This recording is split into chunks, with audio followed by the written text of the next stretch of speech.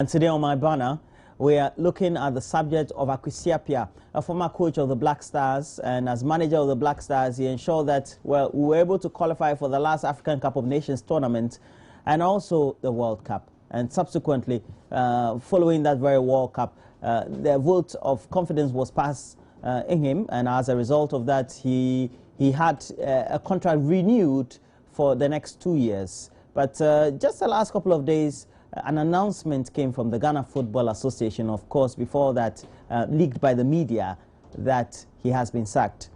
Well, that's our subject of the discussion for my banner this morning. Please, you can always get interactive. Later on, we'll open the phone lines, and for the social network pages that you need to get very much interactive on, we have Join News on TV on Facebook, and also at Join News on TV on Twitter as well. So I have as my guest this morning Kwesi Appiah. He is a lead sports presenter, a sports journalist, as well as a writer here at Multimedia. Thanks for joining us, Kwesi. Thanks for having me. And secretary at the Ghana Soccer Coaches Association is James Oyedeji Bode. Uncle Bode.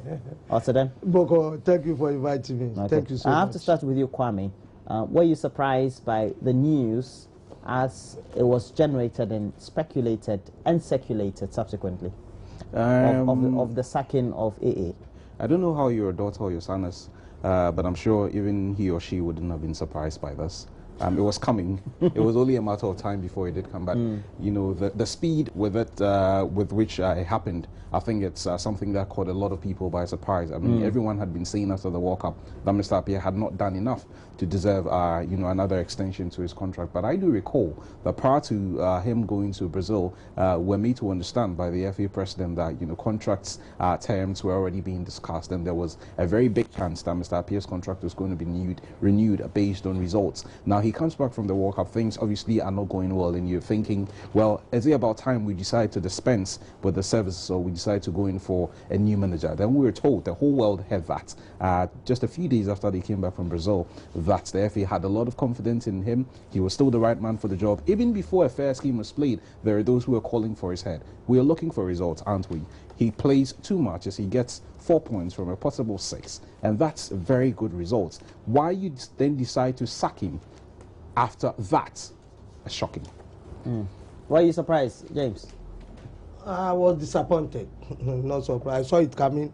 But you were disappointed? Yes, especially the mode of communication. I mean, you leak it to the press, then before you inform them. It won't be the first time anyway. No, but we shouldn't continue. We are all human beings. We have feelings.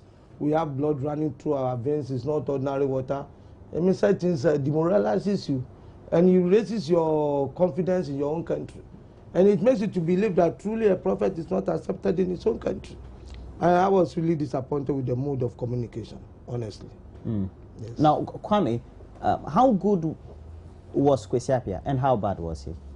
Well, I think for every individual, we are judged based on results. I'm sure you sitting here, there are standards you'd have to meet to ensure that you either re-sign on again or whether your contract is extended or otherwise. And I'm sure with Mr. Appiah, it was not any different. If you look at the number of games that he had played, 32 by 7 counts, including friendly matches, he won just under half of that, giving him a winning percentage, I think, of about 44%. Clearly not good enough by winning margins. But again, you're looking at how we even won these games. I mean, we had to sweat, we had to toil. Apart from, I think, that 6-1 performance against the Egyptians, which you would have thought was, you know, one of those standout performances that led us to qualifying for Brazil 2014. Most of the other matches, we've not really seen the team play to any set parting. We don't really seem to understand the substitutions. We don't seem to understand his tactics. We don't seem to understand a lot of things that he does. So that over 2 years, you think that for any national team coach, you have enough time to show us what you can really do. But from what we've seen in 2 years,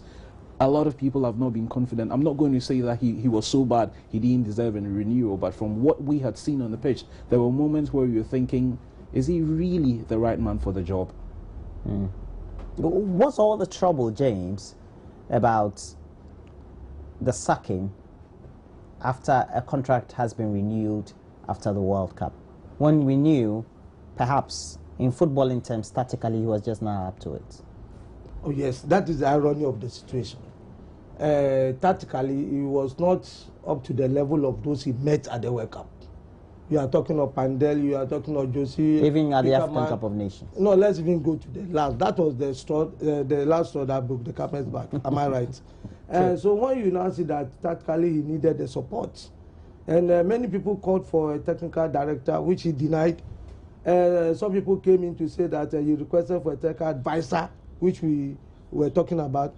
And all of a sudden we come to the point whereby he said, I didn't ask for a technical advisor. You understand? So it means that there's something wrong in the corridors of the GFA about the type of information we should take or leave. You understand? I think that Sani Dara's comment should be the Bible truth at any given time. You mean the communication director? Yes, the Deputy General Secretary Communication. But what you see is that there are other personalities in the FA who also give a public what you call information and directives which conflict with what I in particular I'm not happy about. That is my beef this morning. And then when you take to conclusions that there were a lot of pressure from many angles, Roland, that it should be removed. Then his sacking was just something. Pressure from which angles? All stakeholders, I'm telling you, on authority, not only from the football circles, but from other interested parties. I spoke to Tony Beble this morning. I was saying that myself and Opariado and Tony on Saturday on Joy Sports Multi TV, we were saying that the minister introduced political dimension. We didn't say that. What we are saying is, what we said was that we hope this thing is not treated with political coloration. That's all we said. It is our hope. It's not that we categorically stated that the minister used political. If the gentleman everybody saw, and you the critics, and your observers, and you the writers and sports journals, as well as even the administrators saw, was not cut for the job, at which point do you think, in your own observation, the management team of the Black Stars, or even let's say the GFA, should have perhaps say, well, that's the end of the road for you? After the World Cup. I mean, it was as simple as that. Immediately after the World Cup, it was as simple as that. We've seen so many tournaments where coaches have gone and have failed to deliver, and sometimes they don't even wait for the team to make their way to their, their home country. Somewhere along the line, we're told the person has tendered in his resignation, or the manager has been fired, or mutual termination, or whatever English words you'd want to use to express that. Why the FA president came to tell us just a few days after the team arrived from Brazil to tell us that this man was still the right man for the job, and he had a lot of confidence in him together with the management committee, although later we got to understand that wasn't really the case. I think it was a unilateral comment he did pass at that FA press conference. And again, I find it very difficult to understand this. You want someone who can deliver results. If you look at the 2 games that have been played for CAN 2015 qualifiers, it's only 2 games, and he's got 4 points out of 6. So if you're looking at results after the World Cup, it's a new beginning. The 2 years that he did work, it's long gone. It's a new beginning, and if you're looking at a new beginning, he's beginning to get the results. So what has changed that after 2 months, you come to tell us that the man is all of a sudden not cut out for the job? You, the same gentleman, FA President Kwesi Appiah, told the whole world that you had a lot of confidence in him, you believed he was the right man taking Ghana forward. Now we have to pay a severance package. So it's madness. If it was in political circles, that would amount to create, loot and share. Okay, or something lost to the state. Okay, okay. Now let's go in retrospect back. Okay, all right. At the time when we're choosing Kwesi Appiah, were we blinded by all the euphoria about having a black coach and a Ghanaian at that? Could we have had better, technically more astute and adept people? Roland, you are perfectly correct. You just hit the nail right on the head. It's a question I asked. Okay, my answer. Okay. My answer is that we didn't create enough space and time to accept more applications and then to scrutinize, shortlist, and then get the best coach around in the world. Why was that? Oh, because we were overtaken by events like we went back to preach nationalism. When Kwame Nkrumah, the first president, said that the Black Stars should be led by a Ghanaian coach, CK Jemfi, that's what he said. He said himself with Dowuna Hammond, Ohinijan, who was the 4th person, Hagan, decided to do a send-off party for Joseph Mbada. That when you come and take your job. When they appointed the Ghanaian. And then seeing what Ghanaian coaches have done in the past. I'm going back 63, 65, 78, 82. No white man has done it. So if you have an apprentice or an assistant to right back who has gone to the quarter-final, then the assumption is that he can also do the job. And he did it by qualifying for the World Cup. At the time of the appointment of AA, what technical assessment should have been done as criteria or benchmarks before his appointment so that we wouldn't have overlooked the issue of nationalism and things like that? Well, you're looking at standards and you're looking at who would best fit in. I'm sure that when it comes to any job, a lot of people would apply for it naturally, but you'd have certain benchmarks that you want to look out for. If we all are coming in with the same CV, there's got to be something unique about yours and something maybe very different from mine that would give you the edge over myself. But at some point, like Uncle James did say, for whatever reason, we decided to go in for, nationalism and patriotism at the expense of who could do the job. And I think that in that particular situation, that was what happened. We're not really looking at who was very, very competent in getting the job done. Now, Kwame, if we had somebody more astute, and I want you to boldly, perhaps, if you do a scout of the Ghanaian coaches we have around who could have done the job, do you think they would have done it better than Kwesi? At that time? From the time we appointed until now? Well, I honestly do not see one. Even at that time, I thought that the closest would have been a certain David Duncan, but he has his own issues with the FA and he's too rushed. And you're definitely not going to be giving someone like that a job. Beyond him, honestly, on the local scene, I think that most of the lads we see in here have passed their prime. Okay, so what about people like Marcel Desailly and Otuado and all those who are having sojourns outside, who are true Ghanaians, but of course, perhaps may not have been brought up around here? Oh yes, this is a very interesting scenario. You see, the two gentlemen you mentioned are Ghanaians who were born abroad and grew up abroad. Am I right? Yes. And then to the culture, you see, there's a basic difference between Africans and Europeans. Over here, when I see a fellow Ghanaian, I tend to limit my respect for him in any profession. When I see a white man, or when I was... Is it a subculture? It is a subculture, something that is always in our mind. It was due to colonialism. You see, we saw the white man as being superior. When we were younger, we were going to church, they said in the local language, because you have met your God. You met the person who did everything for you. So that was a problem. But I want to help in this discussion by saying that we had qualified people here. At the time? At the time. At the time of the appointment? Yes, yes. But Bob was a World Cup winner at that time, am I right? With under 20. You think he would have been cut for senior national? He said I should not say it on air, but that is my opinion. And then we have Didi Dramani, who was stopping all the exams they were doing at Pram Pram. You see, when you are looking at academic aspect, we have many of them. Kwesi was good. Okay. Kwesi Fabian? Yes, he went to Cameroon 2 days ago and won away match in Cameroon. You think it's a small feat? We have them, but you see, there was no proper esprit de corps among the local coaches. I'm saying it, I'm the secretary. You see, the support they gave Kwesi Appiah was superficial. Are you sure? Because I believe that across the media space, he had enormous support, and even among journalists. Oh, you heard the comments? Okay. Did you hear what David Duncan said about him? No, we've heard what other coaches have said about him, but it's also because of what he exhibited practically on the field when he was appointed. Now, we need to come to terms with the fact that we have a crop of players who are trained by better coaches in Europe, or even Northern Africa or Southern Africa. So does that make it a lot more difficult for us to say we want to appoint a Ghanaian coach who perhaps is only operating locally, because they are limited by qualifications and training, expertise and experiences? Well, Roland, I think you have a point, but I can also say confidently that there are a lot of Ghanaians. There are a lot of Ghanaians who have also left here and been able to get jobs in very high positions in the corporate world outside Ghana. That's corporate. At the end of the day, you're looking out for qualifications, isn't it?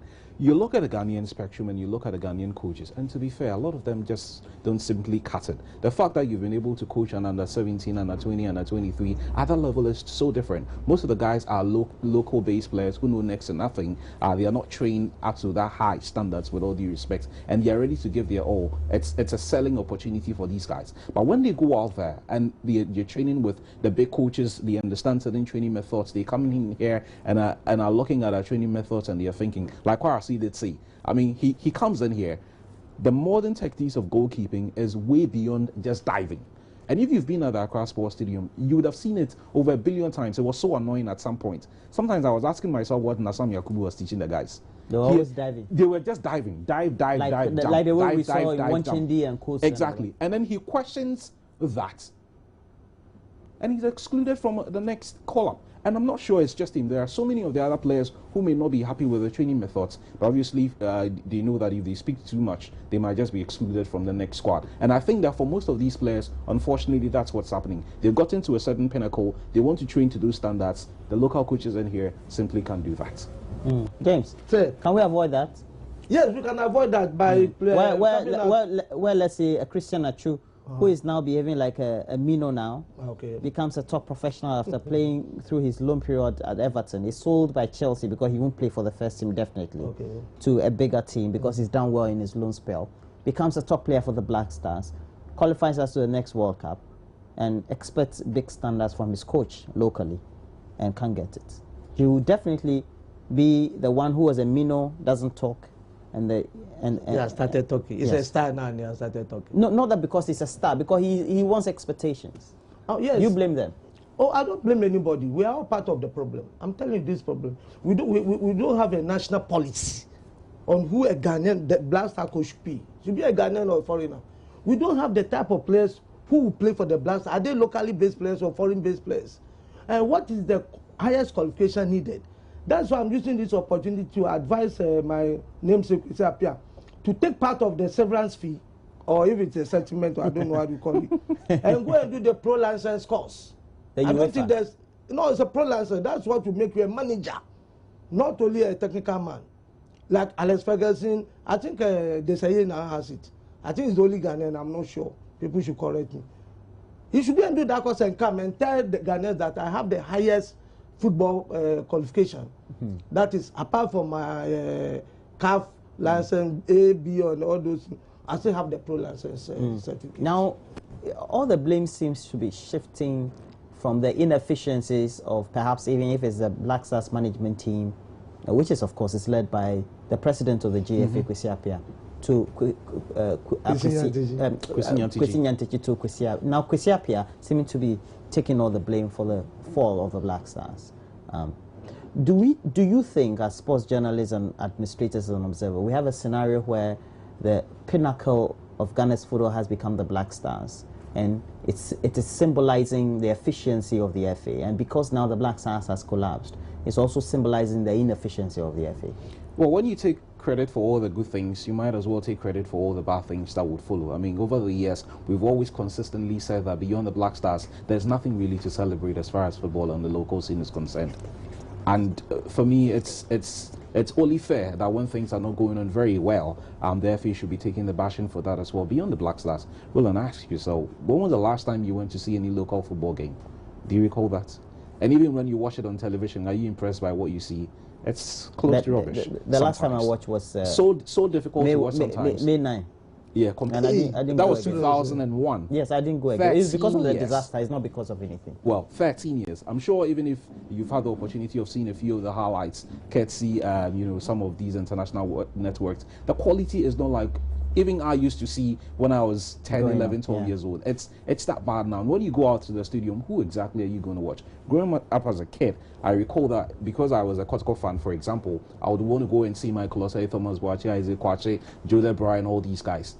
Today, if I go to the stadium to watch Kumasi Asante Kotoko, honestly, there is no player I'm going to watch. I'm just going to have fun and go home. The local league, it's what you think should be our biggest franchise. At the moment, what it is. So that if you're taking all the credit because the senior national team are always qualifying to the World Cup, you tell us qualification to the World Cup is so big. Why is it that it's not trickled down to local football? So if things are not going well in there, you should be blamed for what's happening there right now. Do you then think that perhaps we need a change of reins? It depends. In football administration at the top. It depends. So that perhaps we need fresh ideas. Okay, now let me start from the lower level. Yes, please start. Individuals invest their personal pocket monies to run coats. Am I right? Secondary school teachers. So these days, I thought now we have FIFA money coming in. Oh, it doesn't get to them. You know how many coach teams you have? Over 2,000. How much do they share it? So let's take an individual like Abu Doku, who has on the 12, on the 14, on the 17. Who pays him? Nobody. I work for him. Just because of his love. Because of the love for the game and because he calculates that within maybe a space of time of 4 years, 1 or 2 boys will be sold to Europe, and then he can be a beneficiary. He can recoup his investment. The transfers. We have many of them around. Slateta did everything and lost everything. Am I right? I'm being fair. Alaj Bimbo did everything and lost everything. Yeah, last week I was with their wife and I don't want to talk on air. Why do you say they did everything and lost everything? Because they couldn't get players to transfer and get their monies back. Because, like he's saying, the quality of the league is low. So the quality of the products too are not really marketable to the level that you would have seen for boys from Argentina, Spain, Brazil, even France, even Burkina Faso. You see the quality of players they produce because they have many academies. So the change of reign will come from that level. At the top, we are sort of we are being stifled by FIFA because of their rules and regulations about the appointment of the president and all that. Does that speak of a leadership that has always been visionless? Well, if my words are taken out of context, perhaps have not had the right vision since I think almost 10 years now. Oh, you just said it. They are visionless. I'm only repeating what you said anyway. He said he doesn't want you to quote him. Don't quote well, him. I may not be quoting you, but I mean, truth be told, let's face it. I mean, if we are really looking at our football, like Uncle James did say, I mean, 1982, just when I had been born, we had won our 4th Nations Cup. 32 years down the line, what have we done? We make a lot of noise about winning the Under-20 World Cup in 2009 and qualifying for 3 World Cups, and so what? And so what?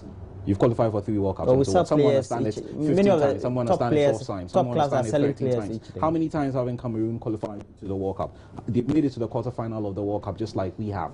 Nigeria may not have made it to the World Cup. Senegal have made it to the quarterfinal of the World Cup. So what exactly have you done? You've done nothing. Okay, so if you want us to be celebrating these things, we want to see the bigger picture. The bigger picture is enjoying our local football and seeing it get to certain height. We're not saying that it should probably be the best in the world, but we want to see it get to certain heights. When you're playing for a club in Ghana and you're earning 50 Ghana cedi a month, are you kidding me? And you tell me that your league is one of the best in the world, and you tell me you want to retain stars. Our players are off to Sri Lanka and India and Vietnam and to go and farm Thailand. I mean, you can go on. Even in Congo, Moise Katumbi would give them some good money.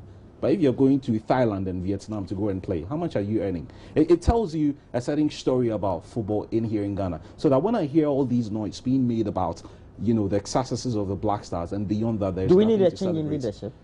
A big yes. Where do we need a change from? From the grassroots, whereby the district assemblies. There should be a blueprint. Do we have the blueprint?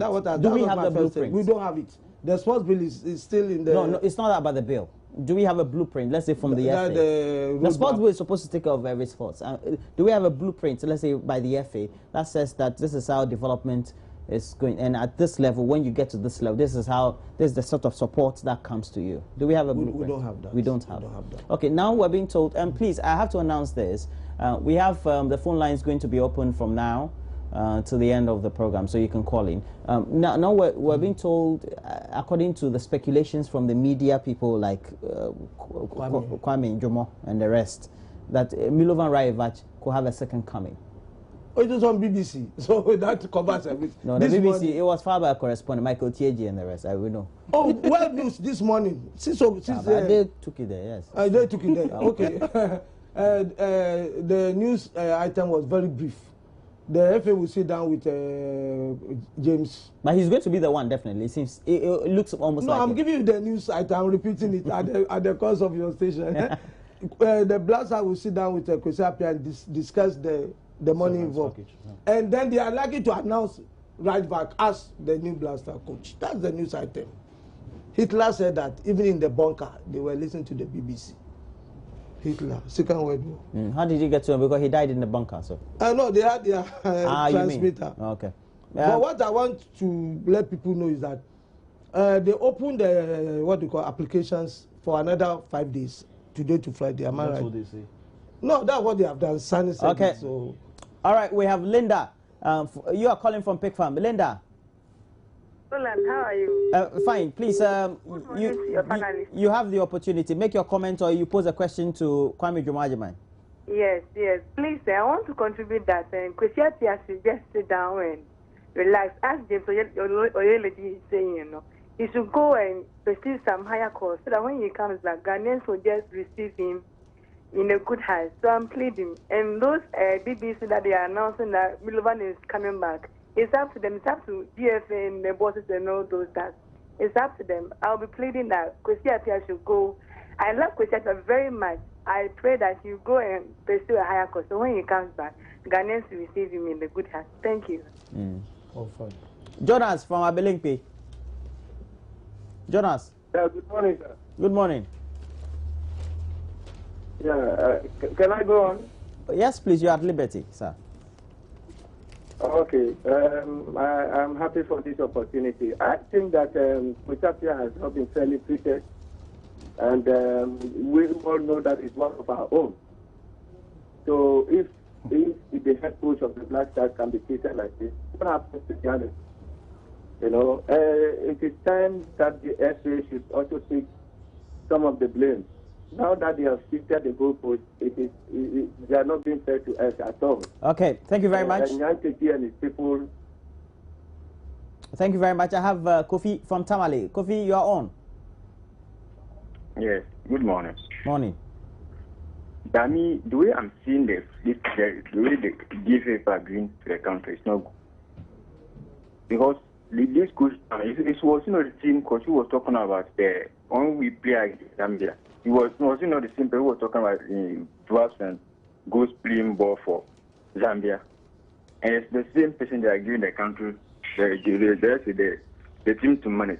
What do you think that man can do? To me, they should better look for different coach than that man. Okay, Charleston from Bolga, you're on the line. You're next. Good morning, Roland. Morning. Yeah, I want to contribute to the program. Please do. What I want to say is that Kwesi Appiah should have been sacked even before we went to the World Cup. He's incompetent. You could see that from all indications. He could not control the boys. And what happened, even during the World Cup, before he came, he should have been sacked. But apart from that, I want Kwesi Appiah to also take 100% of even the blame, because he's a cause. He has something that he's going to get from this deal that he has made with Kwesi Appiah. That's an allegation. I think I cut you off, sir. I don't think that's a fair comment. Now we have a last caller, and hello, sir. Yeah, good morning. Yeah, your name and where you're calling from, sir. I'm calling from Hafiz. Oh, Hafiz. Go There's on. something that we need to look at. The management team they should have changed the whole entire of the management team. That is where the problem is. Not the coach, the management team. Okay, sir, your point is made. Now, management, it seems that Ghanaians seem to appreciate the fact that they're watching football and what they see each time is not changing. It's not reflecting in terms of what they see at the World Cup, European Cup, English Premiership, Champions League, etc. It's not the same thing you're seeing as far as the technical astuteness of their coach. The next coach who will come, if it's even Rajvac or whoever, is that the best path we need to thread? I think that it has to start with the technical directorate of the Ghana Football Association. Yes. What kind of plan do we have as a nation in the short, in the medium, and in the long term? We understand that whoever is going to be employed will not just be the coach or the director of the senior national team, but it's going to be cutting across all the various national teams. It means that we're going to be playing to a set pattern. It means that we're going to model our football around a certain model that we would want to go in for maybe the next 2, 3, 4 years, depending on the duration of this fella's contract. If that is what we are going to do, then I think it will be in the right direction. But we've lived in this country before. We know that we have very good plans as individuals. When it comes to implementation, we are so poor. Yes, and poor planning leads to big failures. That's the meaning so of it. If we don't plan, we're likely to fail again. Yes, we are likely to fail again, because that is the maxim of management. Am I right? If you fail to plan, then you plan to fail. I think what should be done immediately will be to draw up a small policy, national policy, as to who becomes the Black Stars coach. We have to know before you now do the interview. I was talking to Fred Papse yesterday, and he said that they've not appointed anybody. But they will appoint. They will appoint this week or next week. So who is that person? I want to know personally, because. But is next week not too late, because we have qualifiers to play in October? Oh, I think all these things have been factored into the decision-making process. You don't need to. I think the last time they did the appointment of the Black Stars was 2 head counts. They just picked Kwesi Appiah and announced it. But this, I think there will be some paperwork to be done. and let the press share in the paperwork. I mean, I don't know why sometimes they sign contracts and Sani Dara can say that there is a confidentiality clause. What is the meaning of confidentiality clause? What is the meaning of that? That you cannot tell people where the taxpayers' money will go. You cannot tell people what the whole world press is talking about. Vangal, who has been appointed, or Cristiano Ronaldo, who hopes to be transferred. There should be openness. There should be freedom of what do you call it? Information. Is that not it? Okay. And then the last issue is the advice some good people, my friends, have given to the president of the FA. He should step up so that he vacates the Black Star Management Committee position so that he can supervise the committee. We're talking about old wine, new skin. That's what he's proposing. I mean, nothing will change, really. Okay, that'll be it for our discussion. The Black Stars is so nauseating. You can continue talking about it. Yeah. Exactly. All right, so